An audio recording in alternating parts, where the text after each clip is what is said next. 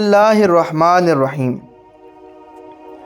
حضرت موسیٰ علیہ السلام سے ایک آدمی نے درخواست کی کہ اسے جانوروں کی زبان سکھا دے تاکہ وہ ان کی باہمی گفتگو سمجھ سکیں۔ حضرت موسیٰ علیہ السلام نے فرمایا، اس بات کو چھوڑ دے کیونکہ اس میں کئی خطرات پوشیدہ ہوتے ہیں۔ قاعدہ ہے کہ جس بات سے منع کیا جائے اس طرف رغبت اور بڑھتی ہے۔ عرض کرنے لگا، سرکار آپ علیہ السلام اللہ تعالیٰ کے نائب ہیں، میری استدعا قبول فرمائیں۔ حضرت موسیٰ علیہ السلام نے فرمایا، یہ نہ ہو کہ کل تو پچھتائے، کیونکہ تو یہ نہیں جانتا کہ تیرے لیے کون سی چیز بہتر ہے اور کون سی مضر۔ بارگاہ الہی سے حکم ہوا، اے موسیٰ علیہ السلام اس کی تمنا پوری کر دے۔ اس شخص نے کہا، اچھا سارے جانوروں کی زبان نہ صحیح، صرف میرے گھریلو پالتو جانور کتے اور مرغ کی زبان سکھا دیں۔ حضرت موسیٰ علیہ السلام نے فرمایا، جا آج سے ان دونوں جانوروں کی بولی پر تجھ کو قدرت حاصل ہوگی۔ وہ شخص یہ سن کر خوشی خوشی اپنے گھر چلا گیا۔ صبح ہوئی تو خادمہ نے دسترخوان جھاڑا، اس میں سے رات کا بچا ہوا روٹی کا ٹکڑا زمین پر گرا۔ مرغ وہ ٹکڑا اٹھا لے گیا۔ کتے نے کہا، دوست تو دانہ کھا کر بھی اپنا پیٹ بھر لے گا، اگر روٹی کا ٹکڑا مجھے دے دے تو میرا گزارا چل جائے گا۔ مرغ نے کہا، میاں صبر کرو، خدا تجھے بھی دے گا، کل ہمارے مالک کا گھوڑا مر جائے گا، تم پیٹ بھر کر کھائیو۔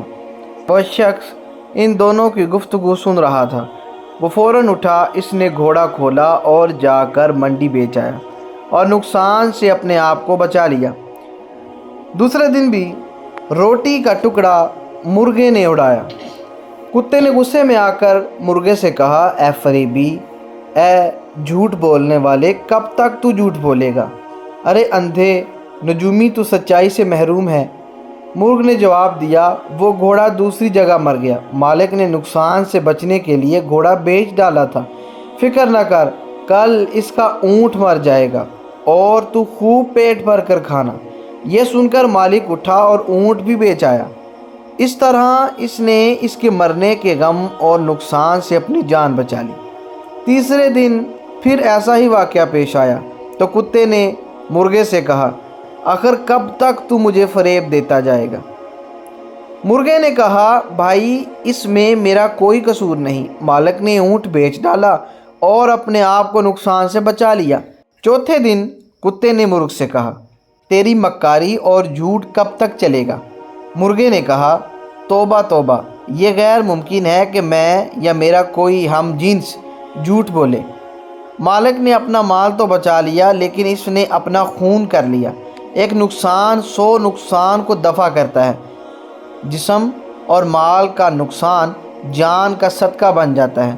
بادشاہوں کی عدالت سے سزا ملے تو مال کا جرمانہ ادا کر کے جان بچ جاتی ہے، لیکن قضاء الہی کے بھید سے بے خبر ہوتے ہوئے بھی جو آدمی اپنا مال بچاتا ہے وہ محض نادان ہے۔ اگر وہی مال اس پر سے صدقہ ہو جاتا تو شاید اس سے بلا ٹل جاتی۔ اب کل یقیناً مالک خود مر جائے گا، اس کے وارث اس کی وفات پر گائے ذبح کریں گے، بس پھر تمہارے وارے نیارے ہیں۔ گھوڑے، اونٹ اور کھچر کی موت اس نادان کی جان کا صدقہ تھا۔ وہ مال کے نقصان سے تو بچ گیا لیکن اپنی جان گنوا بیٹھا۔